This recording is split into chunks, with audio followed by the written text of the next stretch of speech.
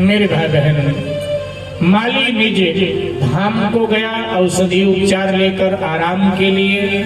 इधर महाराज ने दरबार विसर्जित किया, महल में गए, रात्रि में विश्राम किया। प्रातः काल उठे, स्नान अर्चन उपासना के बाद अब वो अपने अश्व पर आरूढ़ हुए और बाग की ओर गए तो देखा सारा बाग चौपट पड़ा। दूर दूर तक कहीं बारह दिखाई नहीं दे रहा है। सामने की ओर देखा तो एक आम के वृक्ष के नीचे, आम वृक्ष के नीचे विश्वामित्र जी महाराज विराजित। विश्वामित्र जी एकदम अश्व से महाराज हरिश्चंद्र उतरे और जाकर के विश्वामित्र जी के चरणों में अपना माथा रख दिया, प्रणाम किया। जय हो महाराज की, मेरा अयोध्या राज्य धन्य हो गया। आप जैसे ब्राह्मण के पदार्पण से मेरा जीवन धन्य हो गया, आपके दर्शन से। हे मुनिवर, मेरा नमन स्वीकार करें। कीजिए स्वीकार मुनिराज मेरा नमन।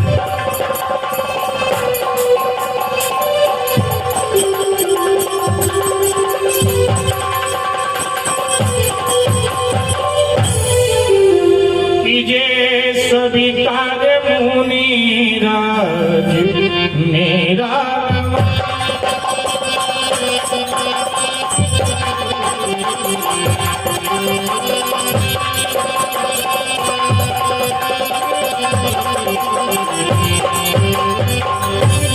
धन्य है भाग्य मेरे, हुआ धन्य मैं।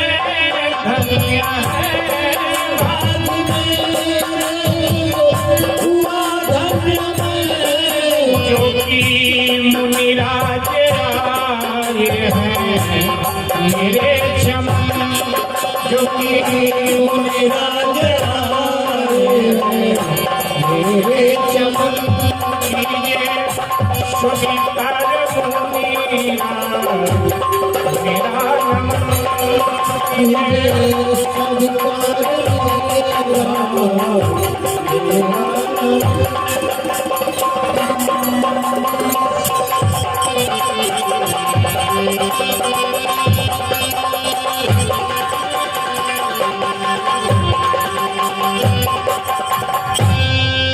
वंदन किया। विश्वामित्र जी ने आशीर्वाद दिया हाथ उठाकर और अब पूछा,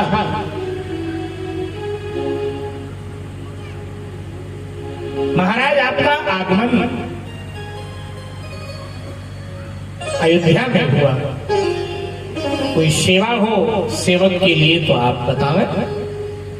हाँ जरूर बतावेंगे राजा, लेकिन आप प्रातः काल कहां भटक रहे हो अकेले? मुनिवर,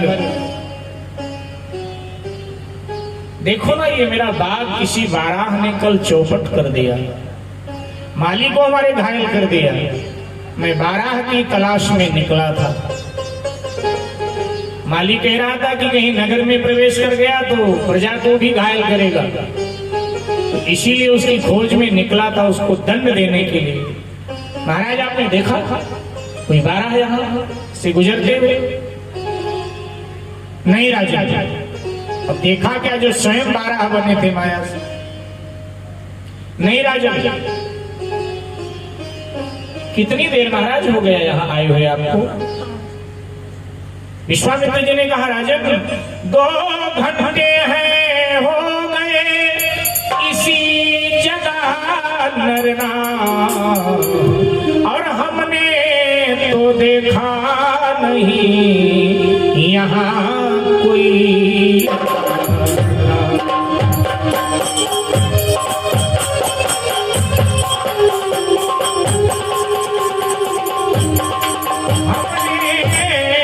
तो देखा नहीं यहाँ कोई बात।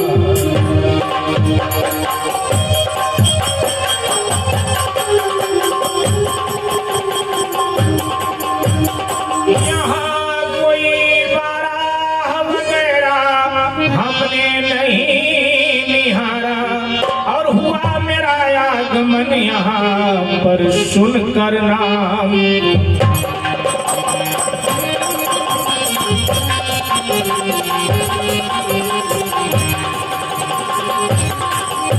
हुआ मेरा आगमन यहाँ पर सुनकर नाम।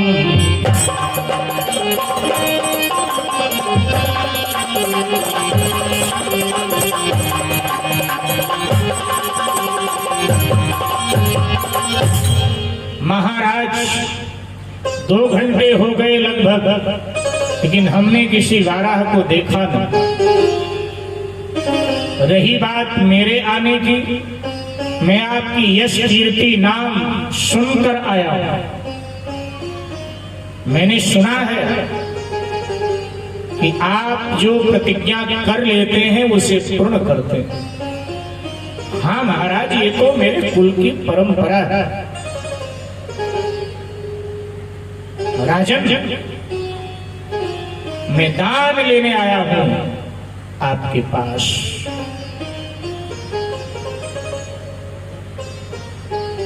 महाराज, मैंने परसों रात्रि में स्वप्न देखा था, पिछले पहर रात में, कि एक ब्राह्मण को मैं अपना संपूर्ण साम्राज्य दान कर दिया। क्या वो ब्राह्मण आप ही हैं? विश्वामित्र जी ने कहा, अवश्य मैं ही हूं। स्वप्न में अपना साम्राज्य तुमने मुझे ही दान किया। सो संकल्प बाकी है, सो संकल्प करवा लेते हैं। ठीक है महाराज।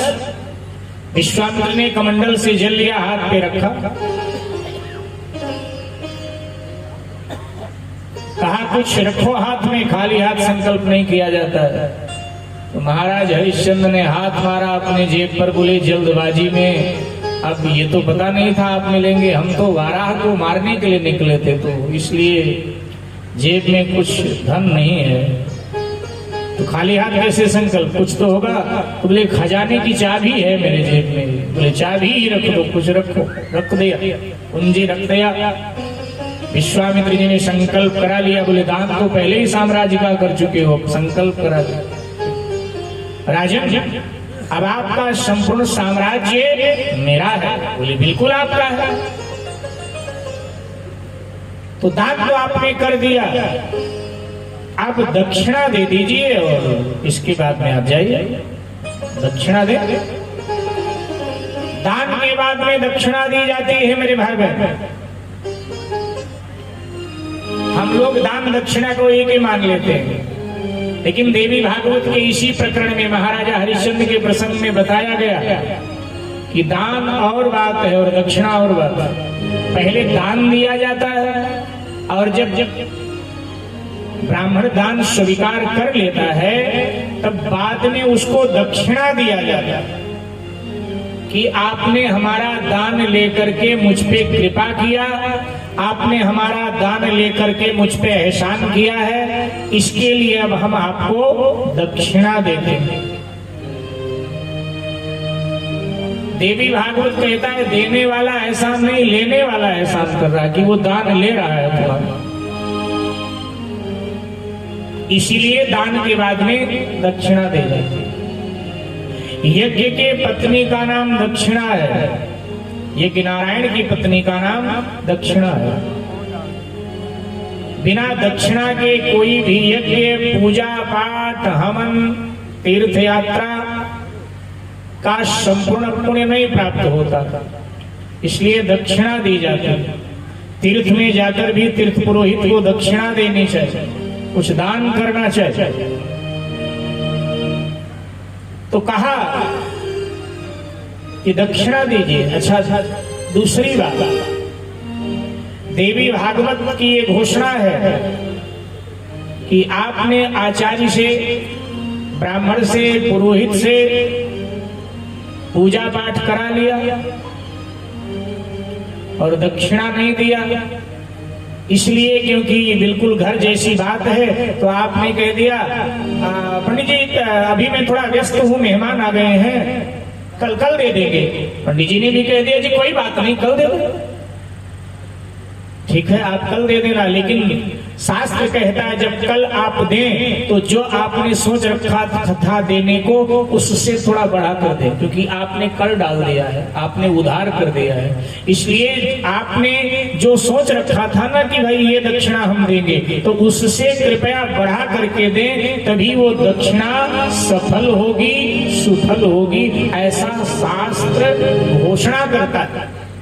तो कहा आप दक्षिणा दें और हम चले, इसलिए जहां तक हो सके दक्षिणा तत्काल देनी चाहिए। कहावत है ना, तत्काल दान गंगा स्नान, तत्काल दे देनी चाहिए। किसी कारणवश तत्काल नहीं दिया है तो जब दें थोड़ा बढ़ा दें। तो महाराज हरिश्चंद्र सिंह का दक्षिणा बोले आइए आइए महल में तो चलिए महाराज, दक्षिणा दे देता ले आए। जल्दी करो राजन, इतना समय नहीं है।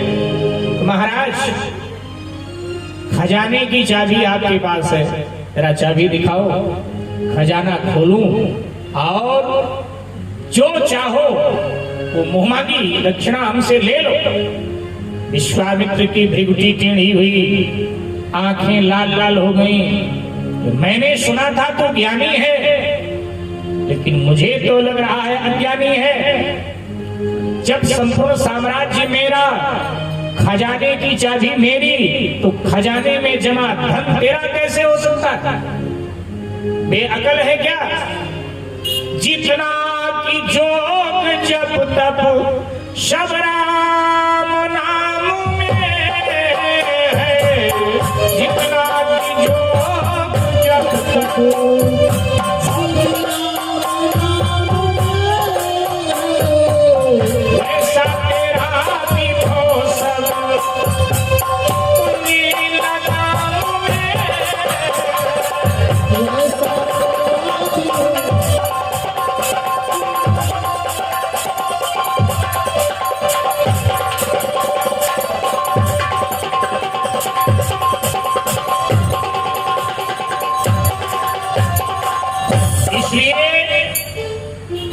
खजाने पर भी मेरा अधिकार। और सुन, न देना हो मना कर दे, मैं चला जाता हूं, तेरा साम्राज्य भी तेरा। विश्वामित्र जी तो चाहते हैं कि ये कह दे मैं नहीं दूंगा, मुझे विजय मिले, मैं जाऊं। हरिश्चंद्र जी ने कहा ये कैसे हो सकता है महाराज? चंद्र डरे, सूरज डरे, डरे जगत व्यवहार, पैतृ श्री हरिश्चंद्र को डरे न सत्य विचार। अपनी मर्यादा से सूर्य चंद्र टल सकते हैं, शायद कभी टल जाए, ये संभव।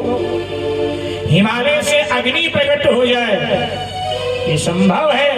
आकाश धरती पर आ जाए, ये हो सकता है कभी संभव हो जाए, लेकिन हरिश्चंद्र कहकर बदल जाए, ये हो नहीं सकता महाराज। तो दक्षिणा जल्दी दे, 60 भार स्वर्ण मुद्राएं मुझे चाहिए दक्षिणा, 60 भार। अब ये भार क्या गणित है, इस पर विद्वान लोगों ने बहुत बहुत व्याख्याएं दिया है। कोई कहते हैं 60 भार का मतलब हुआ 60,000 स्वर्ण मुद्राएं, कोई कहते हैं कि 60 भार का अर्थ हुआ 60 लाख स्वर्ण मुद्राएं। अब भार उस समय कोई गणित रहा होगा, जिसे आज हम लोग लाख बोलते हैं, हजार बोलते हैं, उस समय कोई गणित रहा होगा भार। तो कहा 60 भार स्वर्ण मुद्राएं चाहिए मुझे। ठीक है महाराज, थोड़ा धैर्य धारण करो, मैं व्यवस्था करता हूं। भीतर गए, महारानी तारामती ने देखा, दौड़ी हुई आई और जब मुखमंडल पर दृष्टि डाली पतिदेव के, उदास हैं थोड़े महाराज। उदासी इस बात की है कि दक्षिणा की व्यवस्था कैसे हो। ये इस बात के लिए उदास नहीं कि मैंने साम्राज्य दान दे दिया, वो तो दे दिए। उदासी इस बात की दक्षिणा कहां से लाऊंगा, कहीं मेरा सत्य टूट न जाए, छूट न जाए। देखा महाराज क्या हुआ आपको, अभी प्रसन्न मन गए थे और लौटे तो इतने उदास। कमल जैसा ये प्यारा मुख आपका सूख गया, क्या हुआ? इसको पत्नी कहते हैं। यही पत्नी है जिसको पति के सुख दुख की चिंता होती है। पति के सुख में जो सुखी होती, पति के दुख में जो दुखी होती है, वो पत्नी है। और जो पति को ये सारा दिन दुखी रखती, वो पत्नी नहीं है, वो औरत है। उसको औरत कहा जाता है, पत्नी नहीं कहा जाता है। ये पत्नी। पूछ लिया क्या हुआ महाराज, ये मुख कमल क्यों है सूखा हुआ आपका मुख कमल।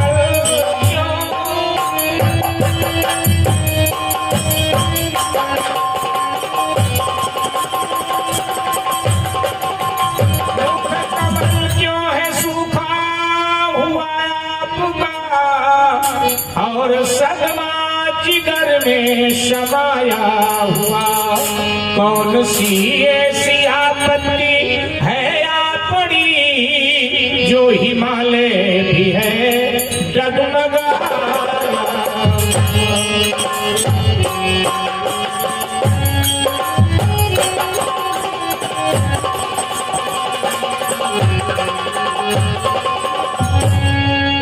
महाराज हरिश्चंद्र ने कहा, प्रिय तारा, स्वप्न में मैंने अपना साम्राज्य दान किया था ना। हाँ, वो ब्राह्मण देवता आ गए, विश्वामित्र जी महाराज ने उन्हें ही दान किया था। सो संकल्प करवा लिया, अब संपूर्ण साम्राज्य का दान तो मैंने कर दिया, लेकिन आपको पता ही होगा देवी कि दान के बाद दक्षिणा दी जाती। बोले हाँ, दक्षिणा तो देना चाहिए। अब वो 60 भार स्वर्ण मुद्राएं मांग रहे हैं, इसकी व्यवस्था कहां से? बस यही चिंता का कारण है। लेकिन चिंता करते क्यों है आप?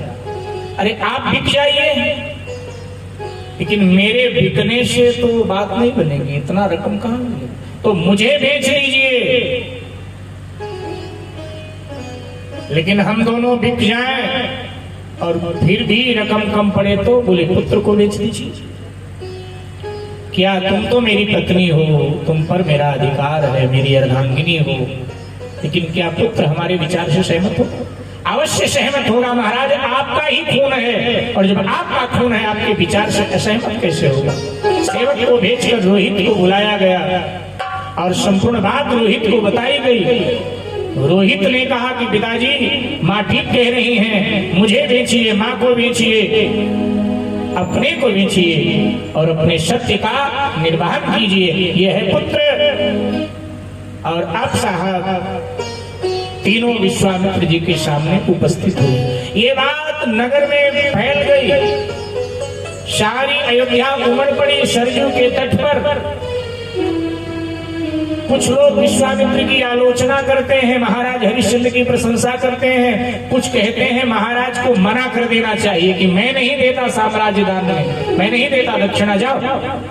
तो कुछ कहते हैं जो कुल परंपरा को जानते हैं, भैया ये सूर्यवंश है, यहाँ कह करके बात पलटी नहीं जाती है, यहाँ तो प्राण जाए पर वचन न जाई का पालन होता है। मेरे भाई बहन, महाराज ने कहा, मुनिवर मुझे मेरे पत्नी मेरे पुत्र को बेच करके दक्षिणा की रकम आप ले ले, बेच दो कहीं चलकर। लेकिन राजा, तुझे कौन खरीदेगा रे? जहां तक पृथ्वी है वहां तक तेरा शासन है, तो अपने राजा को खरीदेगा कौन? महाराज हरिश्चंद्र ने कहा, जहां तक पृथ्वी वहां तक मेरा शासन, लेकिन काशी पर मेरा शासन नहीं है। काशी देखने में तो लगती है पृथ्वी पर बसी है, लेकिन काशी भगवान शंकर के त्रिशूल पर बसी है, पृथ्वी पर नहीं। काशी के राजा तो भगवान विश्वनाथ हैं, भगवान शंकर हैं, इसलिए महाराज काशी में मुझे बेच दो, वो मेरे राज्य में नहीं। ठीक है, तो काशी के बाजार में तुम्हें बेचते हैं। मेरे भाई बहन बोले ये राजसी वस्त्र उतारो। राजा रानी और राजकुमार राजसी वस्त्र उतारे, प्रजा से मांगकर फटे पुराने वस्त्र पहने और तीनों जो सम्राट था भारत का, वो अपने महारानी सहित बिकने चला है विश्वामित्र जी के साथ काशी की। श्री अवध भूमि को, सरजू मैया को महाराज हरिश्चंद्र, महारानी तारा, राजकुमार रोहित ने प्रणाम किया। और जब अपनी जन्मस्थली श्री अयोध्या को प्रणाम किया तो जितने नर नारी खड़े थे सब बिलक बिलक करके रोने लगे कि आज हमारा सम्राट बिकने जा रहा है, हमारा धर्मात्मा राजा बिकने जा रहा है। धर्म पालन, सत्य पालन में कितना कष्ट सहना पड़ता। प्रणाम किया, करो प्रणाम हे तुम्हें राजधानी, करो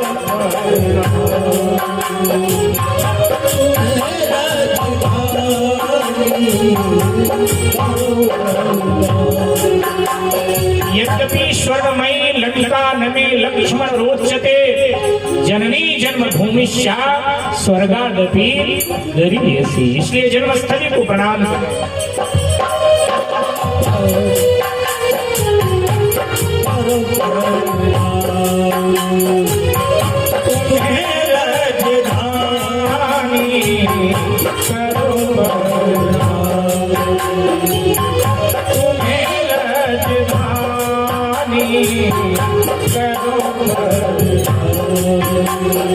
अब तक खायो अन्न जल तेरा, सुख पायो महारानी। अब तक खायो अन्न जल तेरा, सुख पायो महारानी। तेरे गोद में जी भर खेले, तेरी गोद में जी भर खेले, खेल कियो मनमानी, करो